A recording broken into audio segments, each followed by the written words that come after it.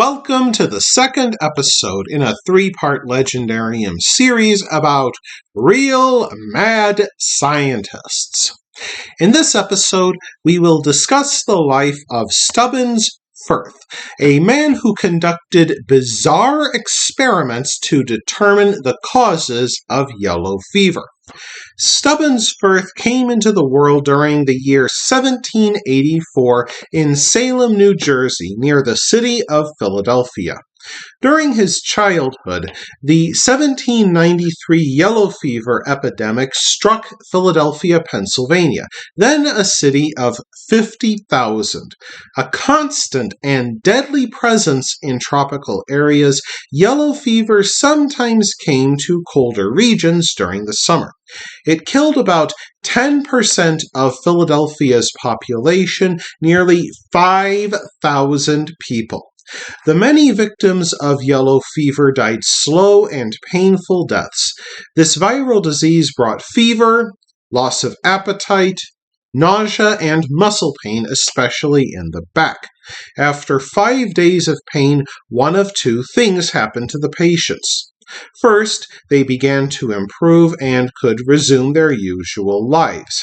Second, the fever would return after 1 day of seeming relief. By this time, the disease progressed far enough that it began causing liver damage, which led to yellow and jaundiced skin, from which the disease takes its name. If this occurred, then the patient would be likely to die from a combination of bleeding and kidney failure. Several years after the yellow fever outbreak, Ffirth joined the University of Pennsylvania in Philadelphia and started studying the disease. In the post-revolutionary United States, medical science did include some real treatments based on empirical science, yet also used common sense, local customs, superstition, and sometimes wishful thinking. Dr. Benjamin Rush, the most esteemed doctor in the United States at the time, designed a pill called Rush's Thunderbolt. It caused violent bouts of diarrhea believed to purify the body. This often worsened patients' plights by causing them severe dehydration. In the university, Ffirth would have learned about Dr. Rush's theory of disease-causing miasma or bad air. Like many young people, he rebelled against old and seemingly stale ideas. During his studies, he became convinced that summertime heat, not bad air, led to the spreading of yellow fever. Ffirth had an opportunity to prove his theory when the next outbreak of yellow fever occurred in 1802, when he was 18 years old. Ffirth found plenty of infected people to take samples from. In his first experiment, Ffirth fed a small dog bread soaked in the black vomit of yellow fever patients. After 3 days, the dog became so fond of the vomit that he ate it without bread, and Ffirth ended this stage of the experiment. Next, Ffirth began injecting black vomit directly into animals. One dog died 10 minutes after having an ounce of black vomit injected into its jugular vein, but the others remained healthy. In time, Ffirth stopped working with animals and began to experiment on himself. He brought himself into direct contact with yellow fever patients, most of whom had sunk into the later stages of the disease.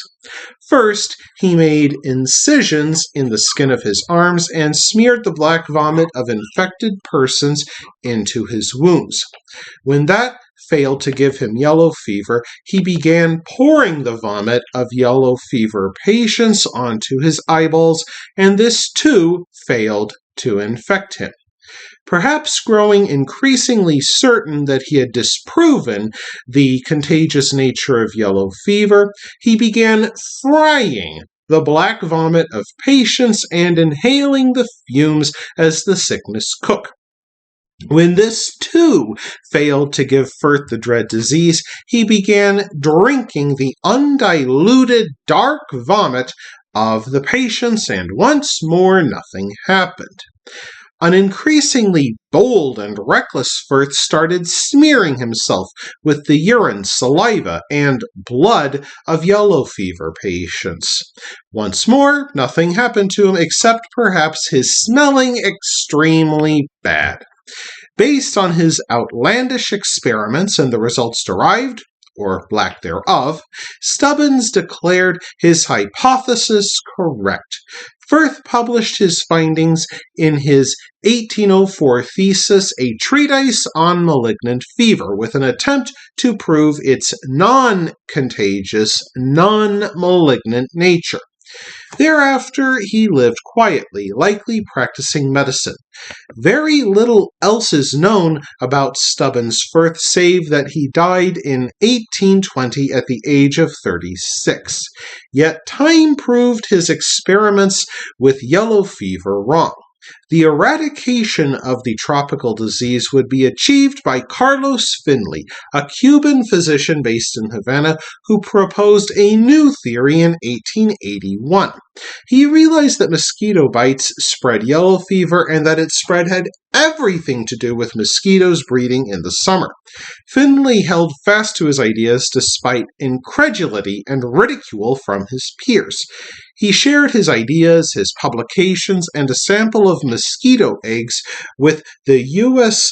Army Yellow Fever Commission, headed by Major Walter Reed, who used human volunteers to confirm Finley's theory. Later, William Gorgas adapted mosquito control measures in sanitation programs he developed for American cities. Within 6 months, yellow fever came under control in Havana for the first time. Later, it would be discovered that Stubbins Ffirth only survived his experiments because he used the body fluids of late-stage patients who ceased to be contagious. And that wraps things up for this episode of The Legendarium. I hope you enjoyed it. If you did, press like. If you want to see more, press subscribe. And if you've got anything to say, let me know in the comments section. Thanks again for joining me, and I hope that you have a great rest of the day.